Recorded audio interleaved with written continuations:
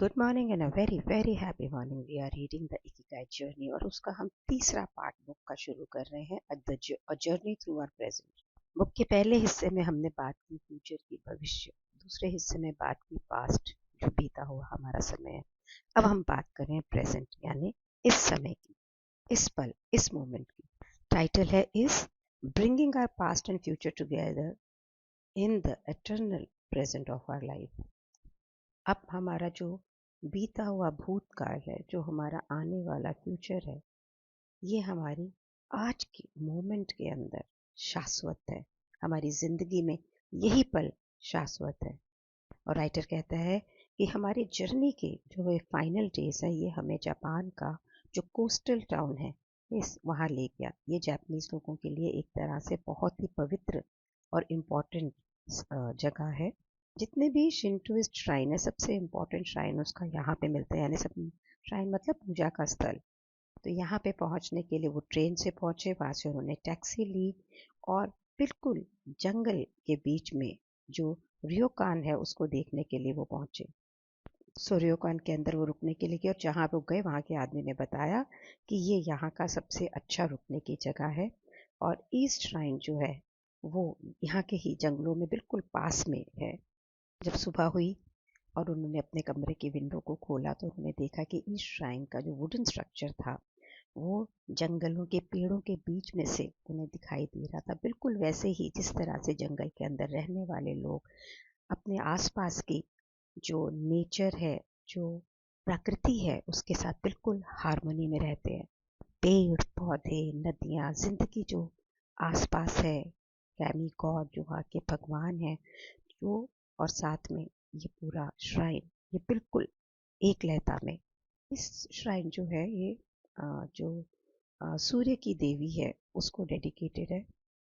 जब हेक्टर और फ्रांसिस वहाँ पहुँचे तो हेक्टर ने बोला कि जब मैं पहली बार यहाँ था तो मुझे ऐसे लगता है कि मैंने किसी अलग श्राइन यानी पूजा के स्थल को देखा, लेकिन फीलिंग ये होती जैसे कि वो सेम ही हो। फ्रांसिस ने उसको बोला, पर तुमने मुझे ये बताया था कि हर 20 साल बाद इसको तोड़ के दोबारा बनाया जाता है। उसने कहा हाँ हाँ बिल्कुल, आखिरी बार ये 2013 के अंदर बना और ये उसका 62वां वर्जन था। 62 बार उसे तोड़ के दोबारा बनाया गया था। यूरोप में अगर ऐसा होगा तो लोग नाराज हो जाएंगे, क्योंकि लोगों को पुरातन चीज़ों का अ, उनको पुरातन चीज़ें ज़्यादा इम्पोर्टेंट लगती है। जो श्राइन का नाम है ईजे और आइस, या इसको आप बोले, मैंने दो जगह इसकी प्रोनाउंसिएशन चेक करी और दोनों ही बोली जा रही है। और ये जो श्राइन है ये एकदम पुराने ढंग से बनता है। इसकी जो इंस्ट्रक्शंस है ना, ये हजारों साल पहले जो दी हुई थी। यहाँ पे जिस प्रकार की रस्सियों का इस्तेमाल होता है, वो जो चावल की स्ट्रॉ होती हैं और वहाँ की जो पवित्र चीज़ें उसको मिला के बनती हैं, तो जब इसको हर बार बनाया जाता है तो ये सेम मटेरियल से बनता है, तो इसलिए वो डिफरेंट होता है पर एक जैसा लगता है। तो यहाँ पर एक फिलोसोफर है लैम्पेडूसा, उसकी उनकी लैम्पेडूसा उनकी एग्जाम्पल देके कह रहे हैं, उनके शब्दों को यहाँ दोहराया जा रहा है कि अगर आप ये चाहते हैं कि आपके जीवन में चीज़ें जैसी हैं वैसी रहें तो चीज़ों को बदलना पड़ेगा। और यही यहाँ की एक तरह से शाश्वत प्रेजेंट है। इसका मतलब जब मैंने सोच रही तो मुझे ये लगता है कि अगर मैं ये चाहती हूँ कि मेरे बच्चों से मेरे रिलेशनशिप हमेशा ठीक रहे तो मुझे बदलना पड़ेगा। उनकी उनके प्रेजेंस के साथ में, समय के साथ में अगर मैं बदलती चली जाऊंगी तो मैं समय के साथ चलूंगी और मैं जिंदगी में हमेशा खुश रहूंगी। मीन्स हमारा बदलाव ही ये है कि हम जैसी चीज़ें हैप्पी हारमोनियस चाहते हैं वो रहें।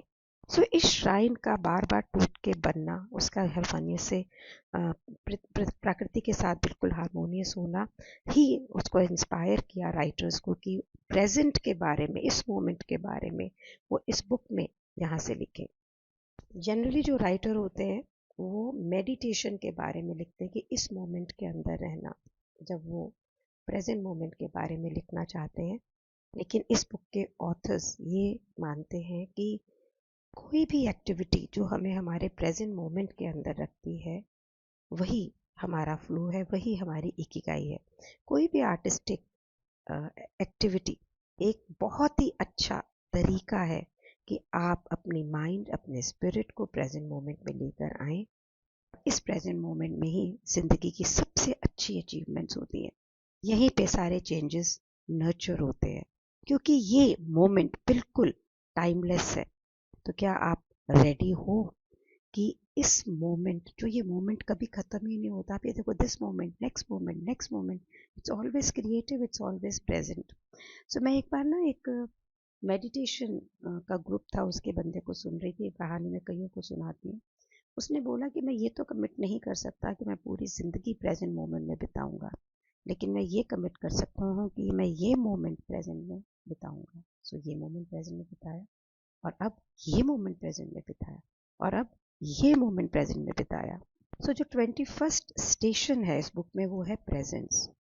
आपका इस समय, इस मोमेंट के अंदर प्रेजेंट होना। और वो कहता है कि अगर आप दो बतखों को एक बार में पकड़ना चाहेंगे तो आप दोनों को नहीं पकड़ सकेंगे, एक भी नहीं पकड़ सकेंगे रादर। यहाँ पे दो जर्मन ब्रदर्स का रेफरेंस देते हैं, ऊव और गुस्ताव। वो जापान आए अपनी पर्सनल प्रॉब्लम्स को ख़त्म करने के लिए, और वो जैन मोनेस्ट्री के अंदर पहुँचे। वहाँ पे सोजी मोनेस्ट्री के अंदर मॉन्क्स ने उनको सिखाया, यानी वहाँ के रहने वाले साधुओं ने उनको सिखाया, मंक्स ने उनको सिखाया कि वो अपनी पूरी अटेंशन को डिवोट करें, अपनी पूरी एनर्जी को एक ही चीज़ एक बार में करने के लिए। चाहे वो नैपकिन का फोल्ड हो, चाहे वो वुडन फ्लोर को पॉलिश करना हो, चाहे वो मेडिटेटिंग हो, चाहे वो मंत्रास को रिसाइट करना हो। जब वो इस डॉक्यूमेंट्री को बना रहे थे, जो मंक्स थे, तो इस फिल्म के एक्टर्स ने भी उनको ज्वाइन किया, यानी जो मंक्स कर रहे थे, फिल्म के एक्टर्स भी वो कर रहे थे। ये सारी कॉन्वर्सेशन पता है कहाँ से? आजकल हम क्या समझते हैं कि मल्टीटास्किंग करना बहुत अच्छा है, 10 चीज़ें हम इकट्ठी करते हैं, हमें लगता है इसमें बहुत एडवांटेज है, बहुत सारा काम हो जाता है।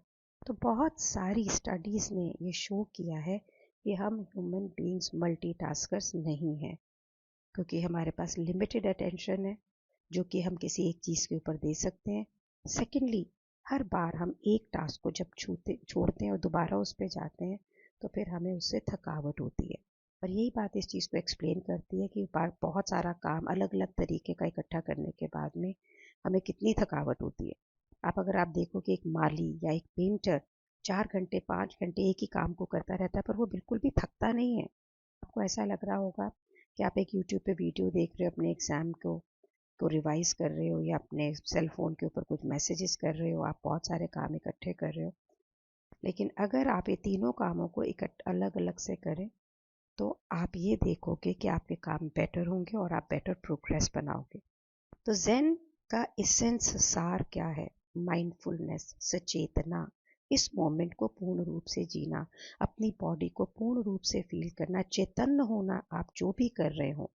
अगर आप बैठे हैं तो आप अपना पूरा ध्यान और कॉन्शियसनेस अपने शरीर पे रखें, जो कि बैठी हुई है। जब आप वॉक कर रहे हैं तो पूरा फोकस आपका वॉकिंग पे होना चाहिए। तो कुछ आइडियाज़ हैं ताकि आपकी अटेंशन यहाँ वहाँ ना जाए। जब आप खाना खाएं तो अपने सेल फोन को दूर कर दें टेबल से, उसके ऊपर देखना भी नहीं है जब तक आपने खाना नहीं खा लेना। और अगर आप और लोगों के साथ खाना खा रहे हैं, तब तो आप ये समझ लीजिए कि आपको उनको अनडिवाइडेड अटेंशन देनी ही देनी है। अगर आप चहलकदमी के लिए बाहर गए हैं तो उस वॉक को एंजॉय करें, जैसे कि यही दुनिया की सबसे इम्पॉर्टेंट चीज़ है। अगर आप नहा रहे हैं तो आप बिल्कुल ऐसे नहाएं जैसे कि वो आपका आखिरी स्नान है।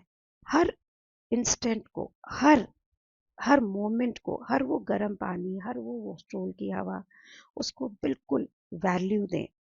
अपने पूरे दिन को समय में बांटें, उसके फ्लो को एक्सपीरियंस करें। जैसे कि एक ज़ेन मंक जो होता है ना, उसके पास टाइम है मेडिटेट करने का, मैसेजेस को भेजने का, जो लोग उसको मिलने आते हैं उससे बात करने का। अब ऐसी ज़िंदगी जब आप जिएंगे ना, तो ऐसा नहीं होगा अरे ये हो गया, मुझे तो ये ज़बरदस्ती करना पड़ रहा है, बल्कि आपकी ज़िंदगी पे आपका खुद का कंट्रोल होगा। और एक सिंपल टेक्निक है कि आप अपनी ज़िंदगी के कुछ मोमेंट्स अपने अलग अलग रखें, अलग अलग चीज़ों के लिए ड्यूरिंग द डे, ताकि आप एक बार में एक चीज़ के ऊपर फोकस कर सकें। तो यहाँ पर एक टूल दिया गया है। आपने पहला एक अलग अलग स्लॉट में दिन को बांटा, सिंगल फ्लो कंसंट्रेशन सेगमेंट के एक, इसी को मैं सिंगल कंसंट्रेट करूँगा। स्टार्ट और फिनिश लाइन क्या होगी, कितने बजे शुरू होगा, कितने बजे ख़त्म करूँगा, और उसका काम क्या होगा। सेकंड फ्लो कंसंट्रेशन सेगमेंट का फिर शुरू कब होगा, ख़त्म क्या होगा, टास्क कब होगा। इस तरह से आप उसको बांटें।